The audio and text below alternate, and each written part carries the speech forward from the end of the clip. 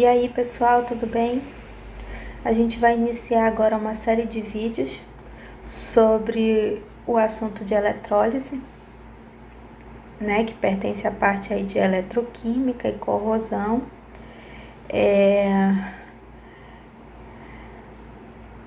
Para a gente entender as reações eletrolíticas ou eletrólise, a gente tem que entender o seu conceito, que vai ser o quê? Vão ser reações não espontâneas que ocorrem por conta da passagem de corrente elétrica. Na pilha, ao contrário do que a gente vem vendo, que ela é um processo espontâneo, né? Então tem uma reação química e aí essa reação química ela leva à formação de energia elétrica. Então, esse é um processo espontâneo, que é uma pilha. Na eletrólise ocorre o processo inverso, né? A gente aplica a energia elétrica sobre reagentes químicos, o que leva à ocorrência de uma reação química, tá? Vários processos industriais ocorrem por meio da eletrólise. Então, a obtenção de metais puros, metais como cobre, ferro, alumínio, vão ocorrer aí por processos eletrolíticos. Processos de deposição também, que a gente chama de banho eletrolítico, né? Vão ocorrer por esses processos. Por exemplo, banho de joias, né? Quando a gente tem aquelas joias folheadas, deposição de ouro, de prata, ocorre por processos eletrolíticos.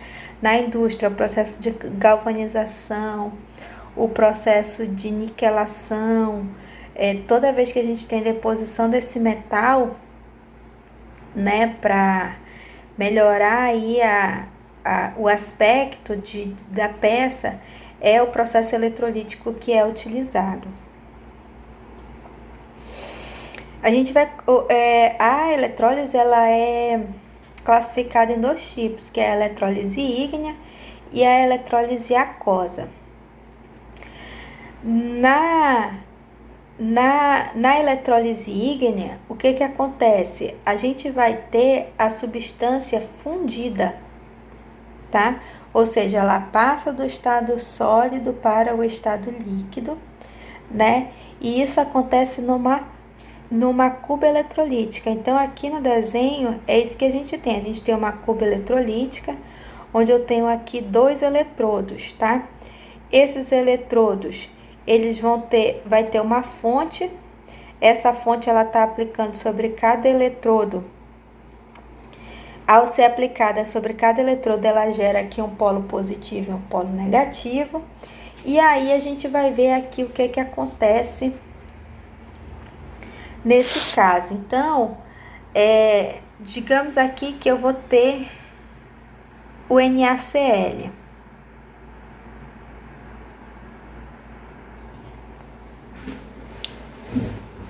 Eu vou ter aqui o NaCl. E aí, isso daqui, ele tá aplicado o potencial, né? Então, gerando o polo positivo e o polo negativo. E aí, nesse caso, o que vai acontecer? O NaCl fundido, ele vai estar nas suas formas de íons, né? Então, ele vai estar ali na forma de Na+, e na forma de Cl-. E aí, o que a gente vai ter aqui? Vai ter que o Na, por ser positivo, né? Ele vai ser atraído aqui para o polo negativo. E aí, o Cl, como ele é negativo, ele vai ser atraído aqui para o polo positivo, né? Então, a gente vai ter aqui, circundando esses eletrodos, o Cl-, o íon Cl-, e circundando esse eletrodo aqui, eu vou ter o íon Na+. E aí, quando isso acontece, o que vai acontecer? Aí, sempre na cuba eletrolítica, os íons eles vão ser atraídos para ter tendência ao quê? Ter tendência a se neutralizar, né? Então, ó, o Na+, ele tá positivo. Para ele se neutralizar, o que precisa ele fazer? ele precisa receber elétron. E aí ele se neutraliza formando sódio metálico, Na, né? O cloro, ele tá ali no polo positivo. Se ele tá no polo positivo, ele tá com esse excesso de elétrons, e para neutralizar o polo positivo, ele vai ceder esses elétrons aí, né? Então, ó, eu tenho aqui Cl-. O que é o Cl-? Vamos relembrar aqui. O Cl, gente, ele na última camada de valência, ele tem 7 elétrons, né? E aí, quando ele tá menos, significa que ele recebeu mais um elétron aqui, tá? Para ele se neutralizar, o que ele vai ter que fazer? Ele vai ter que realizar uma ligação com outro átomo de cloro, que também tá menos, né? Tá com esse excesso de carga aí. Aqui ocorre uma ligação, e aí esses dois átomos de cloro, eles passam a partilhar esses dois elétrons, né? Atingindo aí a regra do octeto. E aí esses dois elétrons que estão sobrando, eles vão ser liberados. Então, ele vai liberar aqui 2 elétrons. Então, aqui é o que acontece. Para ele se neutralizar, ele vai formar o quê? Vai formar Cl2 gasoso, né? Ele é um gás, mais 2 elétrons, liberando esse elétron aqui. E aí, qual é esse processo aqui que está acontecendo? Esse processo aqui, ele é o processo de oxidação, que é quando o átomo perde elétrons. E quando o átomo recebe elétrons, ele está ocorrendo o processo de redução. Então, aí aqui, ó, segue o mesmo esquema para a obtenção da reação global que está acontecendo nesse processo eletrolítico.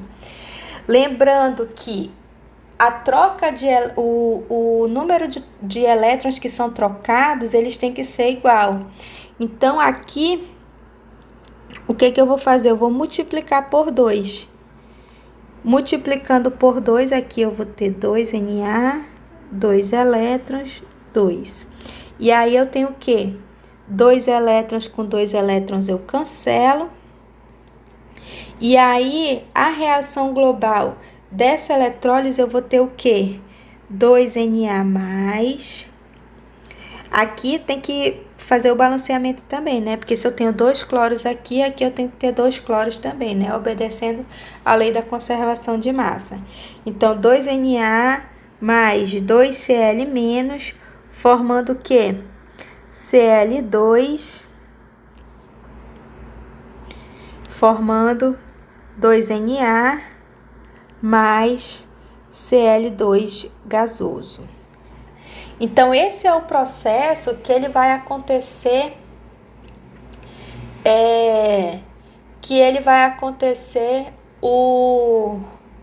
na eletrólise ígnea. Lembrando que a redução, ela sempre acontece onde?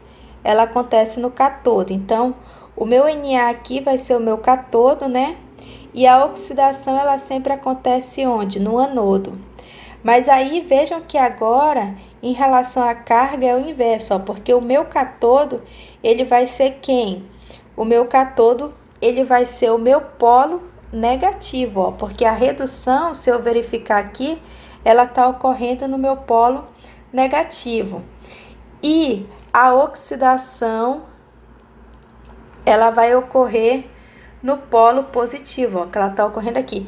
Isso daqui é o inverso na pilha, que na pilha a redução acontece no polo positivo e a oxidação acontece no polo negativo. Então, na eletrólise, isso é invertido, tá? Então, como produto da eletrólise ígnea do NaCl, a gente consegue obter o quê? A gente consegue obter sódio metálico e cloro gasoso. Então, esse é o primeiro processo de eletrólise que a gente conhece, a eletrólise ígnea. Um outro tipo de classificação que a gente tem de eletrólise é a eletrólise aquosa. E aí, como o nome diz, e a maioria dos tipos de eletrólise que ocorrem é em eletrólise aquosa, que ela vai ser em quê? Ela vai ser quando tiver água também no meio, tá? Então, aqui eu vou ter também o NaCl, mas ele em forma de solução. Então, esse meu NaCl, ele vai estar o quê? Ele vai estar dissolvido em água. E aí, quando isso acontece, o que que eu vou ter? Eu vou ter íon Na+, e o íon Cl-, mas eu vou ter também os íons da água, que é o H+, e os íons OH-, tá? Aí, o que que vai acontecer aqui? Vai acontecer o mesmo processo, tá? Então, os íons positivos aqui, eles vão sofrer atração para o polo negativo. E os íons negativos vão sofrer atração para o polo positivo. Então, circundando o meu eletrodo positivo, eu vou ter o quê? Eu vou ter os íons Cl- e eu vou ter os íons OH-. E circundando aqui o meu eletrodo negativo, eu vou ter os íons Na+, e vou ter aqui o íon H+ também. E aí, na eletrólise, o íon ele vai ter tendência ao quê? Ele vai ter tendência a se neutralizar, tá? Vai ter tendência a se neutralizar. Então, eu preciso... só que agora, para ele se neutralizar, vai ter uma competição, né? Aqui, ó. Aqui eu vou ter uma competição entre o íon Cl- e o OH-. E aqui eu vou ter uma competição entre o íon Na+, e o íon H+, né? Então, aqui, ó, no meu cátodo, eu vou ter a competição entre esses íons positivos aí. E aí, como é que a gente vai resolver isso? A gente vai avaliar aqui, ó. Eu vou escrever aqui as semi-reações de redução desses dois íons para a gente avaliar ele.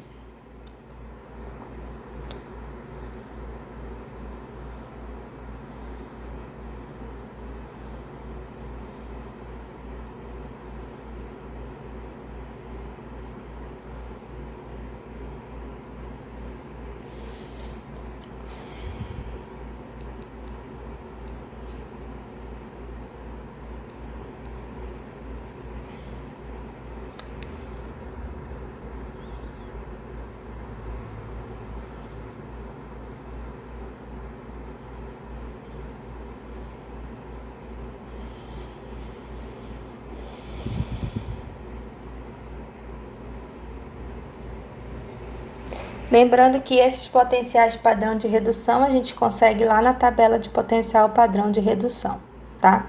Essa reação da água, ela também consta lá no menos aqui, tá? E aí agora a gente vai avaliar o quê? A gente vai avaliar pelo potencial padrão, ó. Aquele que tem o maior potencial padrão de redução, já que no cátodo ocorre a redução, ele vai ter maior tendência a se reduzir em relação ao outro, que nesse caso aqui vai ser quem? Nesse caso aqui vai ser o hidrogênio. Então, o hidrogênio ele vai ganhar essa competição em cima do Na aí. E aí, no meu cátodo,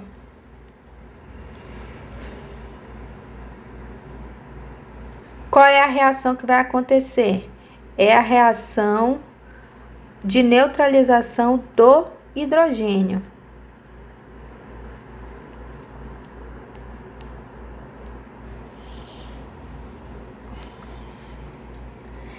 Aí agora a gente vai avaliar no anodo, né? O que que tá acontecendo aqui no anodo.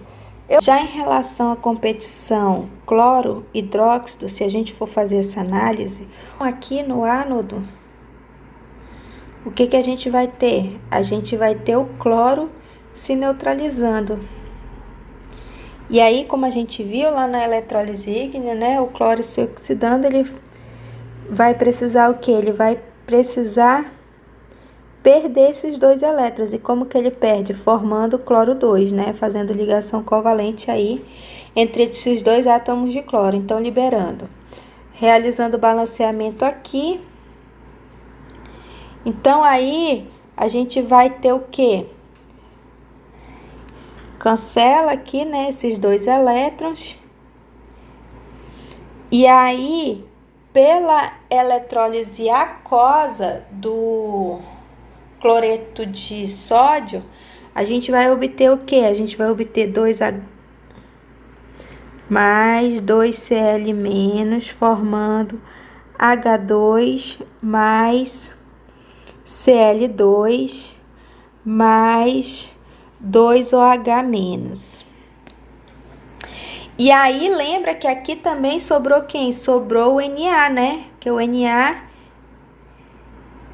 ele tava lá também no meio, né? Aqui.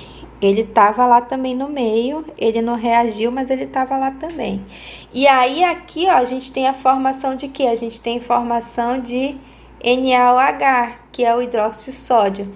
Então, o hidróxido sólido, ele é um subproduto. Ele é um subproduto da eletrólise do cloreto de sódio. Da eletrólise aquosa do cloreto de sódio, tá? Então, essa é a diferenciação que a gente vai ter entre a eletrólise ígnea e a eletrólise aquosa, tá?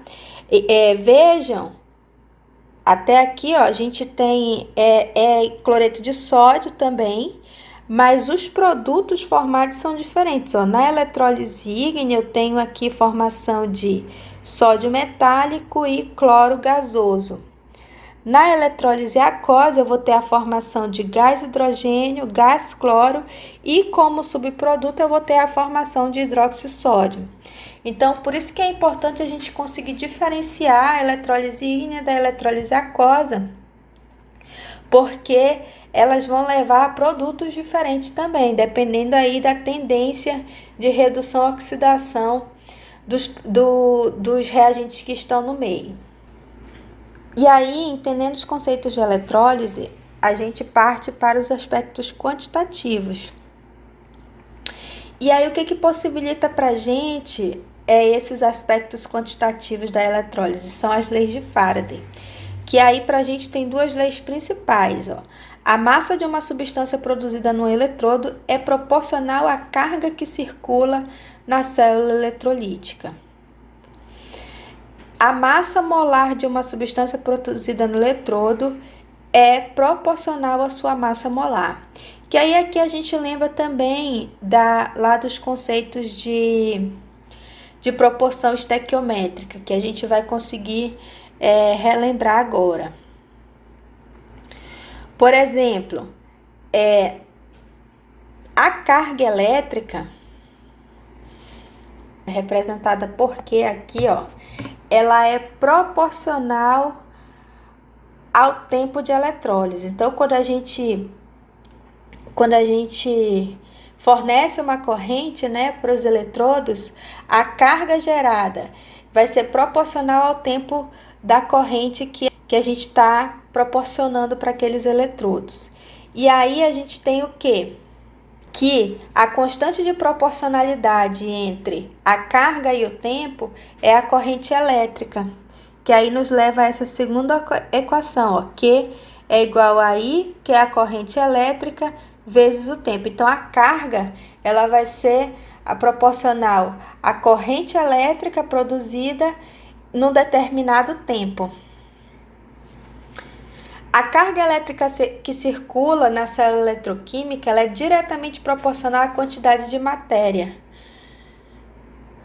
de elétrons, Nc, que flui pela célula, né? Então, a carga produzida ela vai estar relacionada diretamente com a quantidade de elétrons que são fornecidos ali. A constante de proporcionalidade que vai permitir a passagem de quantidade de matérias de elétrons para a carga elétrica por unidade de quantidade de matérias vai ser o que? Vai ser a constante de Faraday. Ó, então, eu tenho que é a carga gerada, né? Vai ser igual a constante de Faraday, que ela tem esse número aqui, ó. Então, a constante de Faraday, ela vai dizer pra gente o quê?